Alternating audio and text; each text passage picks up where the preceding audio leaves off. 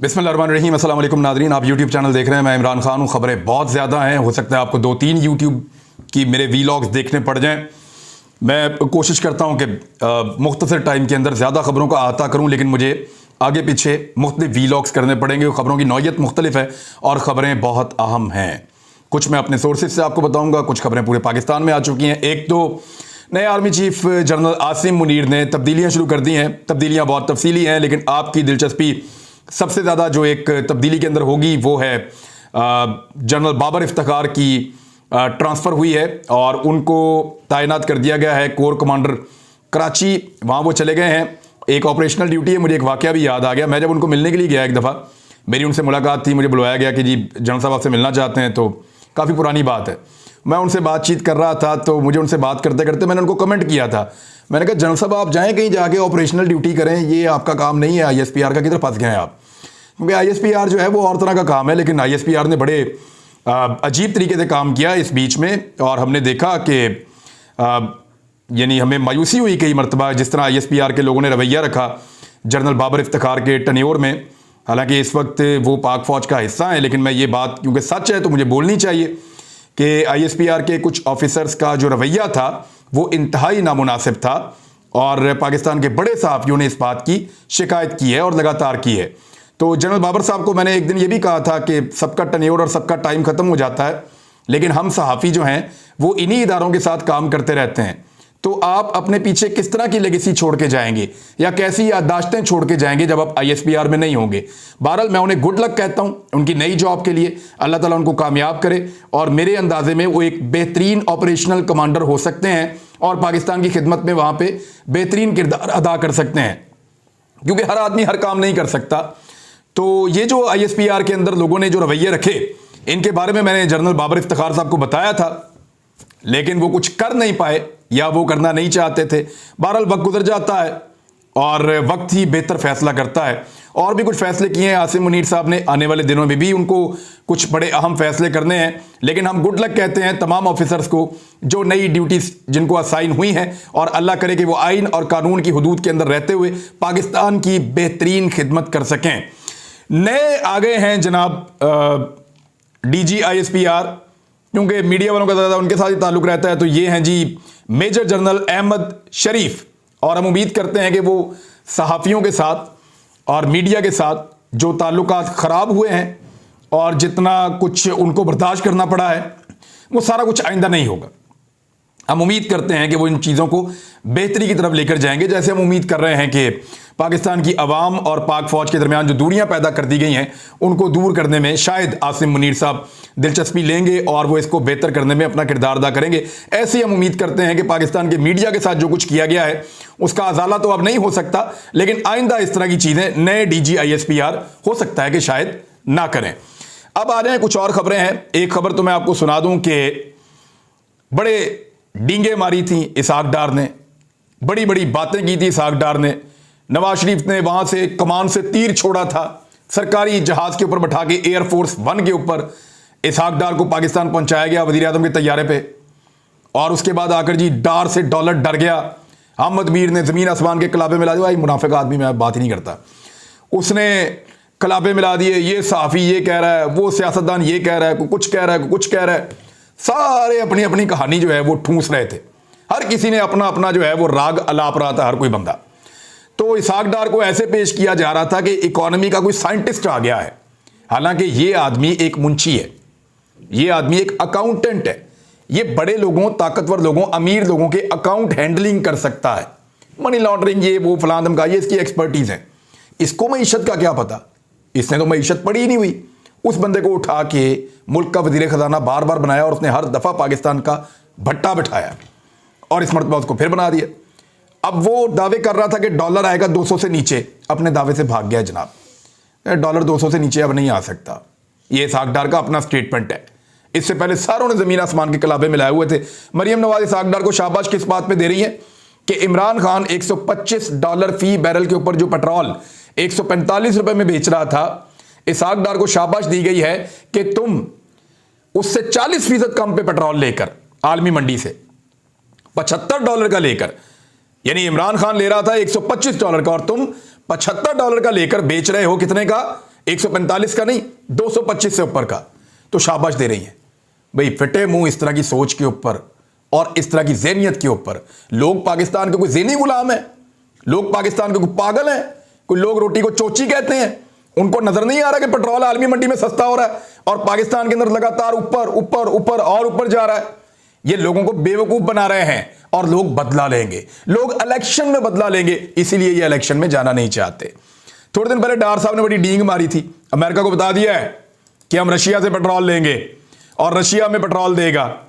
उसका भी मैं अभी पोल खोल देता हूं, पूरा का पूरा जो इनके साथ किया है रशिया ने, और रशिया ने इनको उड़ा कर रख दिया है। रशिया ने पाकिस्तान को आगाह कर दिया है कि हमने आपको नहीं देना सस्ता पेट्रोल जो आप मांग रहे थे। रूस ने रियायती नर्क पर खाम तेल फराहम करने से पाकिस्तान से माजरत कर ली है। इमरान खान को वो 40% तक रियायत दे रहे थे। उस दौर में इन्होंने क्या झूठ बोला, पाकिस्तान में तो वो रिफाइनरी नहीं है जो रशिया के तेल को रिफाइन करे, पाकिस्तान में तो ये नहीं हो सकता, वो नहीं हो सकता। फिर डार ने कहा कि नहीं नहीं हम तो रशिया का तेल लेंगे, तो फिर रिफाइनरी क्या रातों रात बन गई? ये सब झूठ था, प्रोपेगेंडा था। अब यू टर्न ले रहे थे कि हम रशिया से तेल लेंगे। रशिया से तेल लेने के लिए अमेरिका को बता नहीं दिया, उनसे इजाजत मांगी। अमेरिका ने एक फॉर्मूला बनाकर दिया कि इस फॉर्मूला के तहत आप रशिया से तेल ले सकते हैं। रशिया ने उस फॉर्मूला को मुस्तरद कर दिया। अब सुने रशिया क्या क्या रहा है।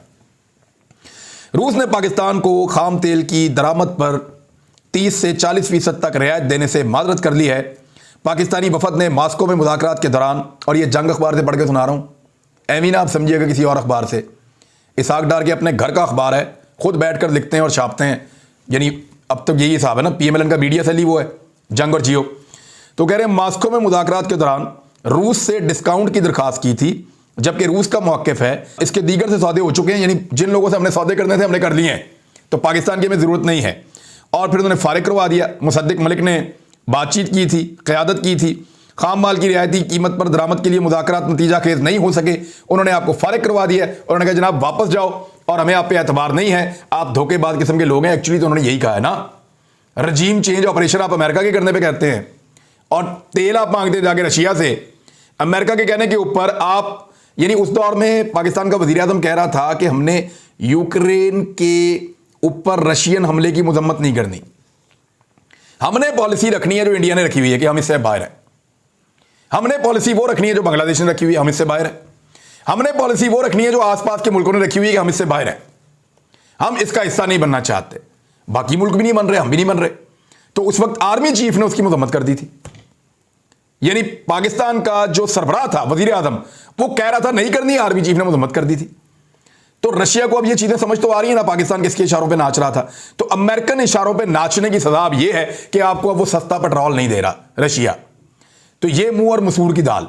अब इलेक्शन होगा, नई हुकूमत बनेगी, अगर इमरान खान वजीर आजम बनेगा, वो जाकर बात करेगा, फिर आपको मिल जाएगा। उस पर वो ट्रस्ट करते हैं, उस पर वो बात भी करते हैं और उसके साथ वो चलना भी चाहते हैं। लिहाजा रशिया ने तो आपको कर दिया चिट्टा इनकार। और यही औकात होती है भिखारियों की जब वो बार बार भीख मांगते हैं। और ये खबर अब पूरी दुनिया में फैल भी चुकी है, हर तरफ से ये खबर आ रही है। डार साहब भी नस गए हैं कि 200 रुपए का मैं डॉलर नहीं कर सकता। पेट्रोल के ऊपर भी कौम को धोखा दिया है। ये जितना इनका बनाया जा रहा था प्रोपेगेंडा, वो सारा का सारा धर्म करके नीचे बैठ गया है। एक और चीज है, हुकूमत ने अखराजात के लिए बैंकों से अरबों रुपए कर्ज ले लिया है। हुकूमत ने अपने उमूर निपटाने के लिए, और मैं आपको सीरियसली बता रहा हूं कि कुछ ऑफिसर्स से मैंने रब्ता किया, उनको तनख्वाहें नहीं मिली। कुछ ऑफिसर्स को तनख्वाहें नहीं मिली और उनको वादा किया जा रहा है कि आपको तनख्वाहें दे दी जाएंगी। कुछ डिपार्टमेंट्स के अंदर यह प्रॉब्लम आ रहा है। वजह यह है कि पाकिस्तान के पास पैसा ही नहीं है। डार ने अपने मुंह से कहा कि पैसा है ही नहीं तो बैंकों में रखें क्या। तो हुकूमत ने अपने उमूर या अपने काम निपटाने के लिए, अपना खर्चा निकालने के लिए बैंकों से 215 अरब रुपया कर्जा ले लिया है मजीद। ये इंपोर्टेड हुकूमत ने, और हुकूमत ने बैंकों से कर्जा ट्रेजरी बिल्स की फरोख्त से हासिल किया है। बैंकों से कर्जे का हदफ 850 अरब रुपए था, 646 अरब की पेशकश मौसूल हुई। अब ये बैंकों से कर्जा ले रहे हैं, ये पैसा भी पाकिस्तान की कौम के ऊपर चढ़ेगा। और बाकी जो आलमी सतह पे ये कोशिश कर रहे हैं, यानी चाइना से बात कर रहे हैं, बाकी लोगों से बात कर रहे हैं, तो ये सारा कुछ इनके खाते में पड़ जाएगा। उधर परवेज़ इलाही साहब ने मुलाकात की इमरान खान साहब से। मुलाकात के बाद जो उनका स्टेटमेंट है वो मैं आपको पहले बता देता हूं ताकि चीज़ें जो है वो क्लियर हो जाए। परवेज इलाही साहब ने इमरान खान साहब से मुलाकात की और मुलाकात के बाद वो पहुंच गए इस्लामाबाद। मुलाकात के बाद जो उन्होंने कहा है वो ये कहा है कि इमरान खान साहब की अमानत है ये जो पंजाब की हुकूमत है, और जब वो कहेंगे हम तहरील कर देंगे, हम बिल्कुल ताखीर नहीं करेंगे, वफादार लोग हैं, इमरान खान का साथ देंगे। मेरे ख्याल में एस्टेब्लिशमेंट का जो पैगाम बड़ा क्लियर हो चुका है कि अब वो इंपोर्टेड हुकूमत का साथ देने की पोजीशन में नहीं है। मैं इस वक्त की बात कर रहा हूं, ये ना हो कल को आप मुझे कहेंगे ये तो सारे फिर रल गए, ये सिविलियन वाला दस्ती फिर किधर गई, ये किधर से फिर सारे कूद के आ गए बीच में, ये दोबारा वही जंग शुरू हो गई। ये दोबारा हो भी सकती है, ये पता कोई नहीं है। नवाज शरीफ साहब के पास एक जादू की छड़ी है, वो वहां से घुमाते हैं लंदन से बैठ के, कुछ चाबी है उनके पास, वो चाबी देते हैं, यहां पे खिलौने चलना शुरू हो जाते हैं पाकिस्तान में। तो ये मैं अब तक की बात आपको बता रहा हूं कि अब तक इनको इनकार कर दिया गया है, इनको साफ कह दिया गया है और बड़ा क्लियरली मैसेज दे दिया गया है कि जनाब अगर आपने जो भी चीज तय करनी है वो पॉलिटिकली करनी है और आपस में करनी है, हमारा इससे कोई ताल्लुक नहीं है, हम इन चीजों में अब नहीं पढ़ना चाहते। पाकिस्तान के इदारे बहुत बदनाम हो चुके हैं, पाकिस्तान की एस्टेब्लिशमेंट जो है वो अवाम के साथ मजीद नहीं लड़ना चाहती, लिहाजा इमरान खान के साथ बात करें और आप उनके साथ तय कर लें कि आपने इलेक्शन कब करवाना है। अदरवाइज अगर वो अपनी दोनों असेंबलियां तहरील कर देते हैं तो इनका आईनी और कानूनी हक है, इसके ऊपर जबरदस्ती हम नहीं रोकेंगे। और ना अब एस्टेब्लिशमेंट मदद करने जा रही है एमपीएस को तोड़ने के लिए आसिफ अली जरदारी की या शहबाज शरीफ की या हमजा शहबाज की, वो मदद भी नहीं कर रहे नून लीग की और पीपल्स पार्टी की। फिलहाल अब तक की बात कर रहा हूं मैं, आपको ये नहीं पता कि रातों रात कोई जादू हो जाए और फिर सारा जादू वैसे ही चल जाए और एस्टेब्लिशमेंट बीच में कूद पड़े और जनरल बाजुआ वाला रोल दोबारा शुरू हो जाए और सारा का सारा गेम फिर उलट जाए, हो भी सकता है, लेकिन जब होगा तो हम आपको रिपोर्ट करेंगे। फिलहाल ये कहा गया है कि हम इसका हिस्सा नहीं बनना चाहते, लिहाजा आप लोग आपस में नेगोशिएशन कर लें। इमरान खान साहब ने जो टाइम दिया है वो तकरीबन अब 2 हफ्ते का टाइम और देंगे, मैक्सिमम वो 2 हफ्ते का टाइम देंगे। और उसकी एक वजह है वो मैं आपको बता देता हूं, क्योंकि 90 दिन के लिए निगरान हुकूमत बननी है और इमरान खान साहब चाहते हैं कि इलेक्शन आ जाएं रमजान मुबारक से पहले, चाहे पंजाब और केपी के आए तो चाहे पूरे पाकिस्तान के आए। अब ये जो 2 हफ्ते हैं इसके अंदर वफाकी हुकूमत ने तय करना है कि वो पीटीआई के साथ बैठ के बात कर ले और इमरान खान को कायल कर ले कि जी हम चलें रमजान से पहले नहीं रमजान के बाद इलेक्शन करवा देते हैं।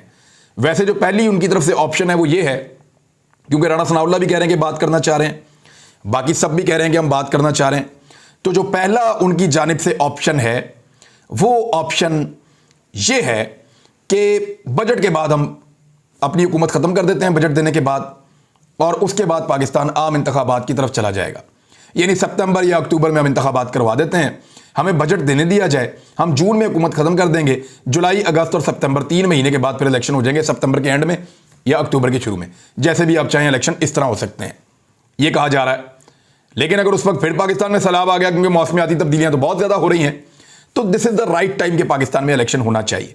अब इमरान खान साहब ने, उनकी ख्वाहिश है कि रमजान से पहले इलेक्शन हो, तो उनको मैक्सिमम यह मनाया जा सकता है कि छोटी ईद से बड़ी ईद के दरमियान इलेक्शन करवा लिया जाए और बजट जो है वो नई हुकूमत आकर पेश करे। इसके ऊपर गालिबन इमरान खान साहब मान सकते हैं कि नई हुकूमत को 1 महीने का वक्त मिले, यानी अप्रैल के एंड में अगर इलेक्शन होते हैं, मई में हुकूमत बनती है, उनको 1 महीने का वक्त मिलता है, वो आकर जून में बजट पेश करते हैं और फिर पाकिस्तान को एक नई हुकूमत चलाती है। इसके ऊपर तो इमरान खान साहब मान सकते हैं। लेकिन अगर कोई ये कहे कि ये टाइम पूरा करें और ऐसे करके जाए, तो फिर इमरान खान साहब असेंबलियां तहलील कर देंगे। इस वक्त तक की जो सिचुएशन है, अब तक की सूरत हाल में एस्टेब्लिशमेंट इस गंदे खेल का हिस्सा बनना नहीं चाह रही। हो सकता है उनको घसीट के इस खेल में लाया जाए, उसके लिए कोशिशें भी की जा रही हैं। यानी मैंने आपको बताया था कि एक प्लान किया गया है, लेकिन बर वक्त वो प्लान क्योंकि लीक हो गया, बहुत सारी जगह पे इंफॉर्मेशन चली गई और बहुत सारे लोगों ने उसको बेनकाब कर दिया, तो उसको एग्जीक्यूट करना थोड़ा मुश्किल हो जाता है। तो प्लान को टाइमली लीक करने वालों का बहुत शुक्रिया, पहले बताने वालों का बहुत शुक्रिया कि हमें इस्तेमाल किया जा रहा है और कोशिश की जा रही है कि हमारे जरिए से गिरफ्तारियां करवाई जाए, और जब गिरफ्तारियां हो जाएं तो उनको फौज के खाते में डाल दिया जाए, और फिर आम आदमी जब फौज के साथ गिला और शिकवा करे तो फिर पाकिस्तान तहरीक इंसाफ को और नई फौजी क़यादत को लड़वाने की कोशिश की जाए। वैसे अगर जेन्युइनली कोई गिरफ्तारियां करना चाहे और इन्वॉल्व हो जाए पाकिस्तान की एस्टेब्लिशमेंट, तो फिर तो लड़ने में कोई हर्ज नहीं है। वो तो जनरल बाजवा साहब जब इन्वॉल्व हो गए थे तो वो एक लड़ाई चल रही थी पाकिस्तान में, लेकिन अब अगर दोबारा इन्वॉल्वमेंट नहीं होती तो लड़ाई करवाने की कोशिश की जाएगी। और ये पुराने घाघ सियासतदान हैं, ये इसकी कोशिश करेंगे, लेकिन क्योंकि ये सोशल मीडिया का दौर है, फास्ट दौर है, इंफॉर्मेशन बाहर निकल आती है और इंफॉर्मेशन बाहर निकलने के बाद लोग उसका तदारुक भी कर देते हैं। तो काफ़ी हद तक जो है वो लोगों को इस बात की अब समझ आ गई है और फेक अकाउंट्स से बच कर रही है। ये फेक अकाउंट्स आने वाले दिनों में बड़ा अहम रोल प्ले करने वाले हैं। मीडिया सेल्स बन चुके हैं, तगड़े हो चुके हैं और ये जो फेक अकाउंट्स हैं बहुत ज़बरदस्त तरीके से नया रोल प्ले करने वाले हैं लड़ाई करवाने के लिए पाकिस्तान में। ये एस्टेब्लिशमेंट को और पॉलिटिकल पार्टीज को लड़वाएंगे और ये एक गंदा खेल पाकिस्तान में शुरू करने का आगाज किया जाएगा। तो नाज़रीन, अब तक के लिए इतना। एक और वीलॉग में आपको कुछ और बड़ी अहम चीज़ें मैं बताऊंगा कि इलेक्शन किस तरीके से होंगे और ये चीज़ें कैसे तय होंगी, क्योंकि मुज़ाकरात भी बैकडोर चैनल शुरू हो चुके हैं और पीडीएम की जमातें जो हैं वो कुछ मांग रही हैं, इमरान खान साहब कुछ और कह रहे हैं। इसके बीच में कौन है और परवेज़ इलाही साहब इमरान खान साहब से बात करने के बाद फ़ौरन इस्लामाबाद क्यों रवाना हुए, वो किससे मिलकर क्या तय करेंगे, आपको बताता हूँ अगले वीलॉग में। अब तक के लिए इतनी, अपना ख्याल रखिएगा, अपने चैनल का भी। अल्लाह हाफ़िज़।